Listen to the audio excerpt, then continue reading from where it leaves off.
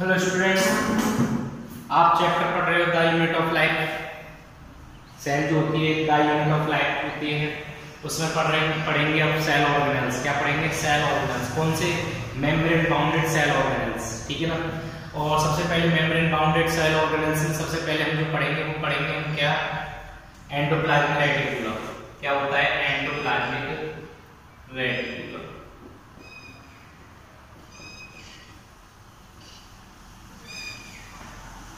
याद करो क्या पढ़ेंगे? Endoplasmic reticulum.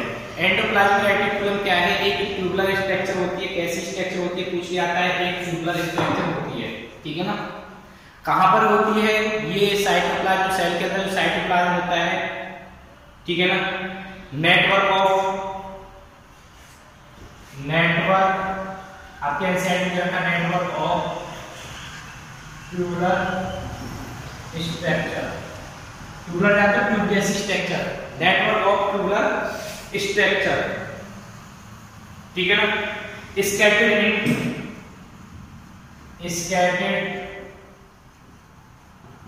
In the cytoplasm.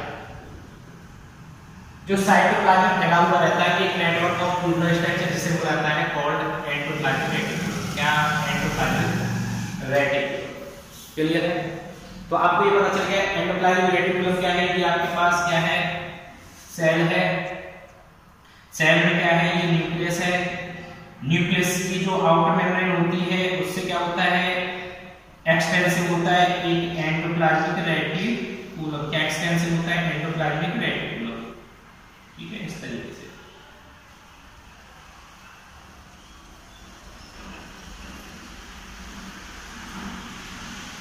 ठीक है। ये होता है एंडोप्लाज्मिक रेटिकुलम। जो किससे एक्सटेंसिव रहता है वो रहता है आपका न्यूक्लियस से। न्यूक्लियस से निकला हुआ रहता है, न्यूक्लियस के लिए मेम्ब्रेन से निकला हुआ रहता है। और जो स्कैटर्ड होता है साइटोप्लाज्म। ये सब क्या है? साइटोप्लाज्म, ठीक है। ये एंडोप्लाज्मिक रेटिकुलम, ये क्या? Endoplasmic reticulum. एंडोप्लाज्मिक रेटिकुलम जो होता है वो साइटोप्लाज्म को दो कंपार्टमेंट में डिवाइड करता है। एक इन ट्यूबुल्स के बाहर दिख रहा है ना, और एक अंदर। जो बाहर होता है उसे साइटोसोल बुलाता है। सोल का मतलब होता है फ्लूइड, लिक्विड पार्ट या फ्लूइड। कहां? साइटोप्लाज्म में फ्लूइड होता है, वो जो ट्यूबुलर के बीच में पाया जाता है उसे साइटोसोल। दूसरा होता है अंदर का पार्ट जिसे बुलाता है ल्यूमन। क्या बुलाता है इसको? ल्यूमन, ठीक है। इसका ये जो होता है ना एंडोप्लाज्मिक रेटिकुलम जो होता है साइटोप्लाज्म को कंपार्टमेंट में डिवाइड करता है। कितने कंपार्टमेंट? साइटोसोल और ल्यूमन, ठीक है ना। आपके एनसीईआरटी में दे रखा है याद रखना ल्यूमिनर होता है एक एक्स्ट्रा ल्यूमिनर, ठीक है ना। जो एक्स्ट्रा ल्यूमिनर होता है उसे क्या बुलाता है? साइटोसोल बुलाता है। और ल्यूमिनर होता है ल्यूमिनर जानते हो, जो एक ल्यूमिनर का मतलब होता है कोई पाइपलाइन स्ट्रक्चर है। क्या है? Pipeline structure. उस पाइपलाइन स्ट्रक्चर में क्या होता है? ट्यूबलाइन स्ट्रक्चर, उसके बीच में जो अंदर स्पेस जो होता है उसे ल्यूमन बुलाता है। क्या बुलाता है इसको? ल्यूमन। ये जो बीच का स्पेस है दिखाई दे रहा है आपको, ये ल्यूमन होता है, ठीक है ना। तो ये जो होता है compartment to compartment cytoplasm divide कर देता है। एक क्या होता है? बाहर की साइड जिसे बुलाता है साइटोसोल, अंदर जो होता है ल्यूमन। ये ल्यूमन जो होता है ट्रांसपोर्ट ऑफ मटेरियल में हेल्प करता है। किसमें? ट्रांसपोर्ट ऑफ मटेरियल में हेल्प करता है। इसके बाद ये जो होता है दो तरीके का होता है। कितने तरह का होता है? एंडोप्लाज्मिक रेटिकुलम टू टाइप का। एक रफ एंडोप्लाज्मिक रेटिकुलम और एक स्मूथ एंडोप्लाज्मिक रेटिकुलम। एक रफ एंडोप्लाज्मिक रेटिकुलम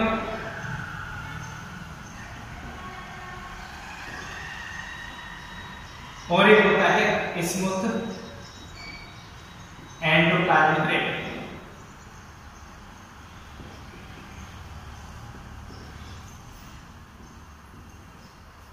अगर आपसे पूछा जाता है कि कितने टाइप्स का होता है तो बता सकते हैं आप कि एक रफ एंडोप्लाज्मिक रेटिकुलम और एक होता है स्मूथ।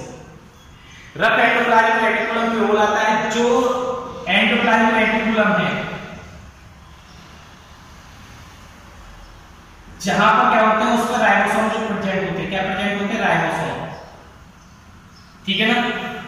एंड जिस पार्ट पे या जिस हिस्से पे क्या होते हैं या जो एंडोप्लाज्मिक रेटिकुलम जहां पर राइबोसोम प्रेजेंट होते हैं वो कहलाता है रफ एंडोप्लाज्मिक रेटिकुलम।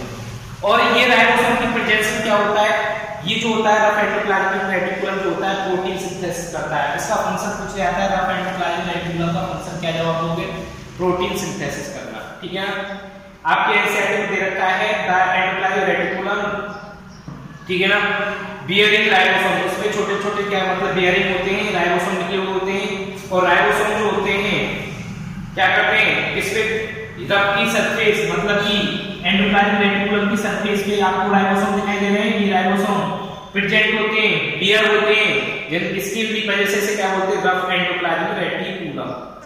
ठीक है, अगर ये राइबोसोम प्रेजेंट नहीं होते हैं तो क्या कहलाता है, स्मूथ एंडोप्लाज्मिक रेटिकुलम। अगर ये राइबोसोम नहीं प्रेजेंट होंगे, ये राइबोसोम नहीं प्रेजेंट होंगे, उस एंडोप्लाज्मिक रेटिकुलम को क्या बोलते हैं, जिस एंडोप्लाज्मिक रेटिकुलम पर राइबोसोम एब्सेंट होते हैं, जिस एंडोप्लाज्मिक रेटिकुलम पर राइबोसोम एब्सेंट होते हैं वो कहलाता है स्मूथ एंडोप्लाज्मिक रेटिकुलम। क्या कहलाता है, स्मूथ एंडोप्लाज्मिक रेटिकुलम। जो क्या काम करता है, वो काम करता है जी लिपिड का फॉर्मेशन करना, लिपिड सिंथेसिस करना। पूछ जाता है स्मूथ एंडोप्लाज्मिक रेटिकुलम का फंक्शन क्या है, स्मूथ एंडोप्लाज्मिक रेटिकुलम का फंक्शन है जी, क्या बोलेंगे आप, लिपिड सिंथेसिस करना। क्या करना, लिपिड सिंथेसिस करना, किस तरीके से, ठीक है ना। ये जो होता है ना स्मूथ एंडोप्लाज्मिक रेटिकुलम, ये जो होता है ये न्यूक्लियस हो गया, ये जो होता है स्मूथ एंडोप्लाज्मिक रेटिकुलम जो होता है ये क्या काम करता है, ये करता है जी lipid synthesis. Rough endoplasmic reticulum क्यों क्या करता है, प्रोटीन सिंथेसिस। क्योंकि इस पर जो होती है प्रेजेंस होती है किसकी, राइबोसोम की। क्लियर हो गया। इसके बाद इसकी जो कंटीन्यूअस मेम्ब्रेन होती है, मैंने बता ही दिया था, ये जो होती है कंटीन्यूअस मेम्ब्रेन निकली हुई होती है, निकली हुई है ना, उसे क्या बोलेंगे, किससे किससे निकली होती है, न्यूक्लियस की मेम्ब्रेन से। एनसीईआरटी में दे रखा है, चेक कर लेना। ठीक है, क्या दे रखा है कि जो एंडोप्लाज्मिक रेटिकुलम की जो रफ लेयर है या रफ मेम्ब्रेन जो दिखाई दे रही है ये आपकी निकली हुई है, जिसे क्या बोलते हैं, रफ एंडोप्लाज्मिक रेटिकुलम। ये कंटीन्यूअस एक्सटेंसिव है, न्यूक्लियस से निकली हुई है, ठीक है ना, इसे रफ, और इसको क्या बोलेंगे, इसको बोलेंगे स्मूथ एंडोप्लाज्मिक रेटिकुलम। दोनों का फंक्शन पता चल गया। इसके साथ साथ में तो कॉमन फंक्शन है, लेकिन ये लिपिड के साथ साथ और क्या काम करता है, जो स्टेरॉयड हार्मोन होते हैं, लिपिड स्टेरॉयड हार्मोन होते हैं, उनका सीक्रेशन भी डिपेंड करता है इसके स्मूथ एंडोप्लाज्मिक रेटिकुलम। पूछ जाता है स्मूथ एंडोप्लाज्मिक रेटिकुलम जो होता है क्या क्या फंक्शन और करता है, तो याद रखना वो फंक्शन क्या करता है, वो लिपिड का तो फॉर्मेशन करता है स्मूथ एंडोप्लाज्मिक रेटिकुलम। उसके साथ साथ फंक्शन करता है स्टेरॉयड जो हार्मोन होते हैं, लिपिड स्टेरॉयड हार्मोन, उनका फॉर्मेशन सिंथेसिस जो होता है वो स्मूथ एंडोप्लाज्मिक रेटिकुलम में होता है। ठीक है, ये आपका एंडोप्लाज्मिक रेटिकुलम जो होता है ये कंप्लीट हुआ। क्लियर है, ये सेल है, ये न्यूक्लियस है, न्यूक्लियस से क्या एक्सटेंसिव है, क्या एक्सटेंसिव है, एक एंडोप्लाज्मिक रेटिकुलम जो ट्यूबुलर लाइक स्ट्रक्चर है, ठीक है, जो किस में प्रेजेंट होता है, साइटोप्लाज्म में पाया जाता है। साइटोप्लाज्म में क्या होता है, फैला हुआ रहता है, इसके एक आउटर साइड एरिया होता है जैसे क्या बोलाता है साइटोसोल, इनर साइड होता है ल्यूमन, या आपको पता है ल्यूमन जो होता है ट्रांसपोर्ट ऑफ मटेरियल में भी हेल्प करता है। अगर जिस एरिया में या जिस एंडोप्लाज्मिक रेटिकुलम पे क्या होता है, राइबोसोम प्रेजेंट होते हैं या बियरिंग ऑफ राइबोसोम, उसे क्या बोलते हैं, रफ एंडोप्लाज्मिक रेटिकुलम। जिस पे एब्सेंट होते हैं उसे क्या बोलेंगे, स्मूथ एंडोप्लाज्मिक रेटिकुलम। क्या बोलेंगे, स्मूथ एंडोप्लाज्मिक रेटिकुलम। और क्या बोलेंगे, स्मूथ एंडोप्लाज्मिक रेटिकुलम। और जो रफ एंडोप्लाज्मिक रेटिकुलम होता है विद द हेल्प जो राइबोसोम होते हैं, तो वो क्या करता है, प्रोटीन सिंथेसिस करता है। क्या करता है rough endoplasmic reticulum, protein synthesis, जबकि स्मूथ एंडोप्लाज्मिक रेटिकुलम जिस जो प्रेजेंट नहीं होती राइबोसोम वो स्मूथ कहलाता है। और ये लिपिड फॉर्मेशन करता है, क्या करता है, सिंथेसिस ऑफ लिपिड। इसके साथ साथ लिपिड हार्मोन्स जो होते हैं जैसे स्टेरॉयड हार्मोन का भी सिंथेसाइज करता है, कौन करता है, वो है आपका स्मूथ एंडोप्लाज्मिक रेटिकुलम। ये यहाँ पर आपका एंडोप्लाज्मिक रेटिकुलम कंप्लीट होता है।